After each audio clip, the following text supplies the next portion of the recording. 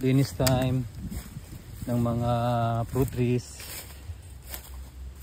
Inuano nyo na ito, mami? Hinabukan nyo na. Ito. Yan. Nanay ko mahilig maglinis ng mga fruit trees dito. Yan. Si mami lahat nagtanim to. Ito, rambutan. Tanim ni mga ilang kuwan na nga ito, mami? Ilang taon na nga itong tinanim nyo itong rambutan dito? October 2022. 2022? October? Pero nabili nyo yan, ilang feet yan? Itong rambutan, malaki. 5 feet nyo na rin nabili? Pasagad na mo, 5 feet. Dito ang 5 feet oh. Samantalang hanggang dito lang yung nabili natin yan.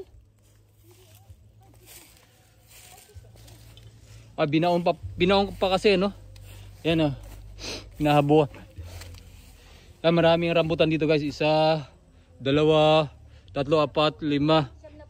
Siyam, yung isa namatay mami na yung nilipat ko. Pero yung isa nilipat ko rito, nabuhay naman. Yan. Balang araw guys, kapag ilang taon lang mataawa ng Diyos, mamumunga na kagad ito mami. Ay, maayos ang pag-aalaga. 8 taon. 8 taon, bunga na? Ayos. Ito, alam mo bunga naman itong pan. Yung rambutan. Ito na bunga nakaraan. Kasi marketed din eh. Marketed din, no? Pero kung mami, lansones, meron tayo, wala? Yung marketed natin lang soles, nag-iisa. Yung sa baba. Pero yung maraming tanim na lansones natin? Marami. Oo, sa baba. Ayos. May awa ang Diyos guys, balang araw. Buhay at malakas, 5 years to 10 years from now. Sobrang dami na itong rambutan dito, pati lansones. Hari na waawa ng Diyos eh.